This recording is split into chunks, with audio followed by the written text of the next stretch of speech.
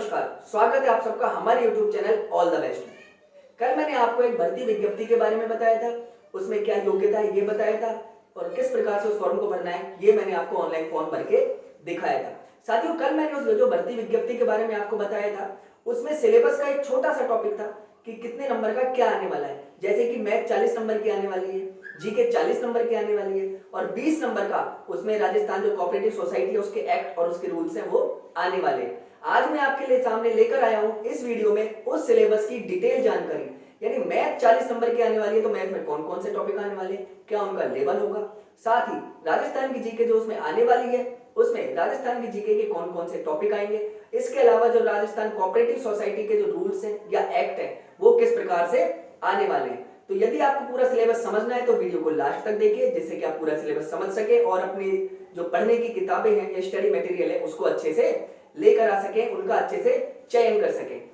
साथ ही वीडियो को शेयर कीजिए जिससे कि आपके जो और साथी है जिन्होंने फॉर्म भर दिया है उनको भी पढ़ने में कोई परेशानी ना हो और सिलेबस अच्छे से समझ में आने लगे। और हाँ, यदि अब तक आपने हमारा चैनल सब्सक्राइब नहीं किया है तो चैनल को सब्सक्राइब कीजिए और बेल आइकन को प्रेस कीजिए। बेल आइकन को प्रेस करते समय जो ऑल नोटिफिकेशन होता है उसको ऑन कीजिएगा जिससे कि आपको मेरे बनाए हुए और वीडियोस और जो भी मैं जानकारी आप तक पहुंचाना चाहता हूं वो बहुत अच्छे से पहुंच सके और तुरंत आपको उसकी जानकारी मिल सके। तो आइए सिलेबस पर चर्चा शुरू करते हैं। तो जीके की बात करें, राजस्थान की जीके की, तो सबसे पहले हमारे सामने आता है इंटरनेशनल पर्सनैलिटीज़, यानी कि राजस्थान के ऐसे व्यक्ति जो अंतर्राष्ट्रीय स्तर पर अपनी पहचान बनाई है, जिनको अंतर्राष्ट्रीय स्तर पर कोई नाम मिला है, उनकी बात आएगी। करंट अफेयर्स भी इसमें आ सकता है और वैसा जो पुराना है वो भी आ सकता है। दूसरी बात करें हम इकोनॉमिक्स की, यानी कि राजस्थान की जो इकोनॉमी अर्थव्यवस्था है, किस प्रकार से कौन सी योजना है, किस योजना में कितना रुपये खर्च हुआ है, वित्तीय वर्ष में क्या हुआ है, कौन सा किस प्रकार से पंचवर्षीय योजना, इस तरह की चीज़ें होती हैं। बहुत महत्वपूर्ण टॉपिक है, बहुत सारे सवाल इनमें से पूछे जाते हैं। इसके बाद में नंबर आता है ज्योग्राफी का, यानी कि राजस्थान की जो भौगोलिक स्थिति है वो कैसी है, शुष्क है, उष्ण है, या फिर कहाँ पे वन ज़्यादा हैं, कौन सी नदी किस प्रकार से है, कौन सा नाला किस प्रकार से है, कौन सी जो झीलें हैं कहाँ पर हैं, इस प्रकार से कौन सा खनिज कहाँ पे होता है। इनको संसाधन में भी हम ले सकते हैं, ज्योग्राफी में भी ये आ सकते हैं। करेंसी का टॉपिक कोई महत्वपूर्ण नहीं है, ये राजस्थान के विषय में नहीं है, इसलिए इसको हमको नहीं लेना है। अवार्ड्स, राजस्थान के किस व्यक्ति को कौन सा अवार्ड मिला है, किसको कौन सा अवार्ड नहीं मिला है, क्या ये करंट में मिला है या पहले मिला है, वो भी सारे इसमें आएंगे। देखिए यहाँ पे इंडियन कल्चर है, इंडियन कल्चर और राजस्थान कल्चर बहुत हद तक सेम होता है, इसलिए हम यहाँ पर राजस्थान कल्चर की बात करेंगे। कल्चर का मतलब यहाँ पर संस्कृति होता है कि कौन सी मेला लगता है, कौन सा यहाँ पर जो कहते हैं त्यौहार मनाए जाते हैं, कौन सा किस प्रकार से परंपराएं हैं, जनजाति परंपराएं कौन सी हैं, इस प्रकार से यहाँ पे राजस्थान का कल्चर होगा। स्पोर्ट्स खेल की बात करें तो राजस्थान का राष्ट्रीय खेल है, राजस्थान का जो राज्य खेल है उसके बारे में सवाल आ सकता है। राजस्थान से खेल में किस प्रकार से कोई प्रतिस्पर्धा हुई है या किस खेल में किसने इनाम जीता है, वो सारी चीज़ें आ सकती हैं। बुक्स, राजस्थान के जो बुक्स और ऑथर दोनों एक ही बात है, यानी कि राइटर हैं, और जो किताबें हैं राजस्थान की कौन सी किताब फेमस है, कौन सी नहीं है, किस लेखक ने कौन सी लिखी है, ये सारी चीज़ें भी इसमें यहाँ पर बुक्स में और ऑथर में आ सकती हैं। एक या दो सवाल जो किताबों से हमेशा यहाँ पर आते हैं। सबसे महत्वपूर्ण बात जो इकोनॉमी और ज्योग्राफी यहाँ पर अभी तक हमने देखा है वो यहाँ पर राजस्थान की बहुत ज़्यादा जरूरी है। अब आगे देखते हैं सोशल इवेंट, यानी कि सामाजिक जो कार्यक्रम है वो राजस्थान के बारे में, कौन सा मेला कहाँ पर लगता है, कौन सा त्यौहार कहाँ पे मनाया जाता है, कौन सा फंक्शन मनाया जाता है, जनजातीय परंपराएं वगैरह जो सारी होती हैं, कल्चर में भी आ जाता है और सोशल इवेंट्स में भी आ जाता है। कैपिटल से हमको कोई लेना देना नहीं है, ये इस टॉपिक में नहीं आएगा। नेशनल पर्सनैलिटीज़ वही बात है जो राष्ट्रीय स्तर पर व्यक्तित्व हैं उनके बारे में बात आएगी, उन व्यक्तियों के बारे में। ज्योग्राफी मैंने अभी आपको बताई थी, उसी प्रकार से यहाँ पर है, शायद 2 बार ये लिख गया।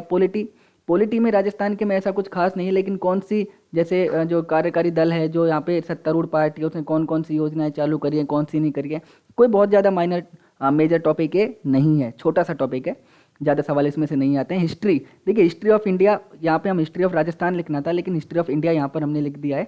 तो राजस्थान के इतिहास से बहुत सारे सवाल आते हैं यहाँ पर, जो कहते हैं कि जौहर किसने करा, साका किसने करा, या राजस्थान के इतिहास के जो मेवाड़ है, मारवाड़ है, ढूंढाड़ है, शेखावटी वगैरह, इस तरह की जो परंपराएं हैं और इतिहास के जो युद्ध हैं वो इसमें आ सकते हैं। राजस्थान के इतिहास से संबंधित बहुत सारे सवाल यहाँ पर आते हैं। देखिए जो महत्वपूर्ण टॉपिक मैं आपको बता रहा हूँ, डांस और म्यूजिक, कौन सा नृत्य कौन सी जनजाति के द्वारा किया जाता है, कौन सी जाति के द्वारा किया जाता है, और म्यूजिक कौन सा वाद्य यंत्र है, कौन से वाद्य यंत्र किस प्रकार का होता है। तो इस प्रकार से जो डांस और म्यूजिक का, नृत्य का, संस्कृति का और ये जो वाद्य यंत्रों के सवाल हैं ये बहुत ज़्यादा मात्रा में पूछे जाते हैं। इंडियन कॉन्स्टिट्यूशन कोई खास मतलब नहीं है, नहीं लेना है, इसको हमने नहीं करना। और कल्चर ऑफ जो इंडिया है, यहाँ पर कल्चर ऑफ राजस्थान हम इसको मान के चलेंगे कि राजस्थान की संस्कृति का। तो हम अगर देख के चलें तो राजस्थान के जो भूगोल है, संस्कृति है और डांस है, इतिहास है और ज्योग्राफी है और एक अर्थव्यवस्था, इन टॉपिकों को मेन यहाँ पर लेना है। ये आपको किसी भी किताब में मिल जाएंगे, अलग से कोई किताब आपको इसके लिए खरीदने की ज़रूरत नहीं है।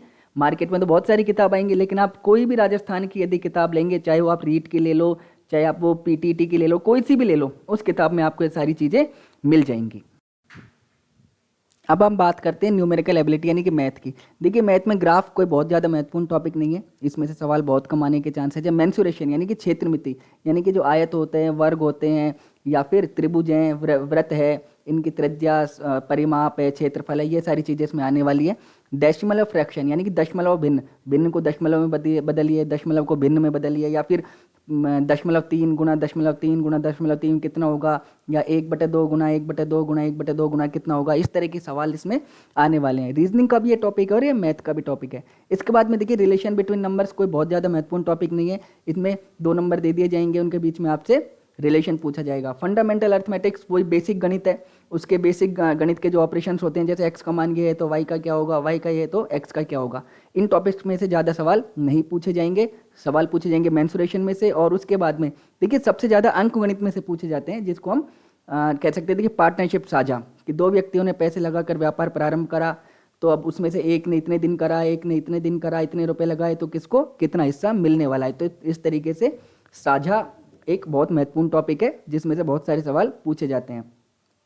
अब बात आती है टाइम एंड डिस्टेंस की, यानी कि समय और दूरी की। यहाँ पर हम पहले हमने गणित में टॉपिक पढ़ा था जब हम 10वीं में थे, चाल, समय, चाल और दूरी। तो सेम उसी तरीके से एक गाड़ी की स्पीड इतनी है, वो इतनी देर में इतनी दूरी तय करती है, दूसरे की इतनी है, तो कितनी देर में कौन सी पहले पहुँचेगी, कौन सी लेट पहुँचेगी, इस तरीके से ये इसमें सवाल होते हैं। अर्थमेटिक सीरीज कोई लेना देना नहीं है, कोई बहुत ज़्यादा अच्छा टॉपिक इसमें नहीं है। देखिए कोई ऑथेंटिक सिलेबस अभी हमारे पास में नहीं है, लेकिन फिर भी जो महत्वपूर्ण टॉपिक है, यानी कि लगभग 90% तक जो सिलेबस है वो मैंने कवर करने का प्रयास यहाँ पर किया है। इसके बाद में आप देखिए जो एक चीज़ आती है हमारे सामने, टाइम एंड वर्क, सेम वही है। एक व्यक्ति एक काम कितनी देर में करता है तो दूसरा कितनी देर में करेगा, और 2 मिलकर इतने में करते हैं तो 3 कितने में करेंगे, इस तरह से। प्रॉफिट एंड लॉस, लाभ और हानि, ये एक बहुत महत्वपूर्ण टॉपिक है इस चीज़ का, तो इसको हमको बहुत अच्छे से ध्यान रखना है कि टाइम एंड जो वर्क है वो प्रॉफिट एंड लॉस है, कि एक चीज़ को 10 रुपये में बेचा तो 10% का लाभ हुआ, दूसरे को 10% में बेचा तो 10% की हानि हुई, तो फाइनली क्या हुआ, एक को 10 रुपये में बेचे तो 5% का लाभ होगा, तो उसको कितने में बेचें कि 5% की हानि हो। इस तरह का प्रतिशत से संबंधित चीज़ें, यदि आपको परसेंटेज निकालना अच्छे से आता है तो आप इनको बहुत अच्छे से कर सकते हो। इसके बाद में एक टॉपिक आता है रेशो और प्रोपोर्शन, यानी कि अनुपात और समानुपात। हम सबने बहुत अच्छे से पढ़ा है, ज़्यादा समझाने की जरूरत नहीं है। तो क्या देखिए अनुपात समानुपात हमने पढ़ा भी है, तो इसमें क्या है कि किसी भी कोई राशि है, कोई धनराशि है, कोई भी चीज़ है, उसको 2:3 में बांटो, 3:4 में बांटो, इसी प्रकार से समानुपात होता है, बहुत अच्छे से जानते हैं। इंटरेस्ट यानी कि ब्याज, यानी साधारण ब्याज और चक्रवृद्धि ब्याज यहाँ पर इसमें आएगा।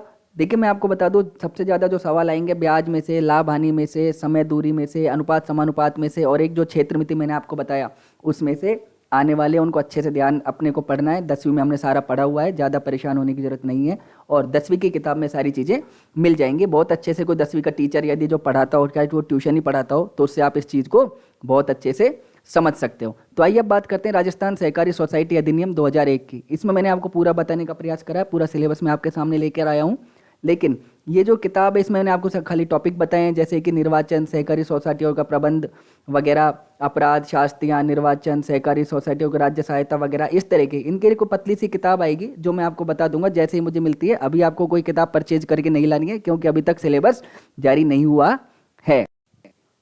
तो हमने देखा कि लगभग सारी चीज़ें हमने पढ़ी हुई हैं, बस खाली ये जो सहकारिता का जो एक्ट है और ये जो रूल्स हैं ये हमको खाली पढ़ने हैं। इनके लिए एक छोटी सी किताब मैंने आपको बताया, आप कोई सी भी ले आइए, आपको कोई बहुत ज़्यादा विशेष किताब लाने की जरूरत नहीं है। आपके पास में राजस्थान की जीके और मैथ की जो भी किताब पढ़ी हो उसमें से आप टॉपिक सेलेक्ट करके कर सकते हैं, पैसे खर्च करने की आपको आवश्यकता नहीं है। उसके अलावा जो सहकारिता के वाले जो नियम की मैं आपको बात कर रहा हूँ, ये जो किताब है उसके लिए कोई पतली सी एक अलग से आप किताब ला सकते हो, जिससे कि आप उस चीज़ को भी अच्छे से कर सको। तो साथियों मैंने पूरा सिलेबस समझाने का आपको पूरा प्रयास करा है, आशा करता हूं कि आपको समझ में आया होगा और आप अपनी अच्छे से तैयारी करेंगे। हाँ, अगर अभी तक आपने हमारा चैनल सब्सक्राइब नहीं किया है तो चैनल को सब्सक्राइब करें, वीडियो को लाइक करें और शेयर करें, जिससे कि और भी जो साथी आपके हैं या फिर जो अन्य व्यक्ति हैं जिन्होंने फॉर्म भरा है और सिलेबस उनको समझने में परेशानी हो रही है, वो भी सिलेबस को अच्छे से समझ सकें। चैनल को सब्सक्राइब करें और बेल आइकन को जरूर दबाएं, जिससे कि मेरे द्वारा जाने वाले सारे वीडियोज़ और सारी जानकारी आप तक पहुंच पाएँ। बेल आइकन को दबाते समय आपको नोटिफिकेशन में ऑल करना है। और साथियों, इसके बाद में अन्य वीडियो भी आपके सामने लाने वाला हूं, जिसमें कि और बहुत सारी सरकारी भर्तियों के बारे में जानकारी होगी। और हाँ, जो मेरे साथी रीट की, पीटीईटी की, बीएसटीसी की, पटवारी की, हाईकोर्ट, एलडीसी की और इस वाले फॉर्म की तैयारी कर रहे हैं, उनके लिए मैं बहुत जल्दी क्लासेस लेके आने वाला हूं। और हाँ, जिन साथियों की इंग्लिश कमज़ोर है, उनके लिए मैं इंग्लिश की एक अलग से क्लास लेके आने वाला हूं, और जिससे कि उनको मैं बिल्कुल शुरू से समझाऊंगा, लेके 10th से शुरू करूंगा और सारी ग्रामर में उसमें समझाऊंगा। और ये मैं आपको विश्वास दिलाता हूं कि ज़्यादा से ज़्यादा 10 से 15 दिन में आप इंग्लिश के सारे सवाल कर पाएंगे। उसके अलावा जो साथी रीट की तैयारी कर रहे हैं, उनके लिए मैं साइकोलॉजी की जो क्लासेज लेके आने वाला हूँ। जो पीटीटी की तैयारी कर रहे हैं, उनके लिए भी मैं हिंदी की, रीजनिंग की और कोशिश करूँगा कि मैथ की क्लास भी अपने दोस्तों के साथ मिलकर लेकर आऊँ। तो साथियों, पढ़ते रहिए और हमारे साथ बने रहिए। ऐसी महत्वपूर्ण जानकारियाँ जानने के लिए हमारे चैनल को सब्सक्राइब करें और पढ़ते रहें। All the best.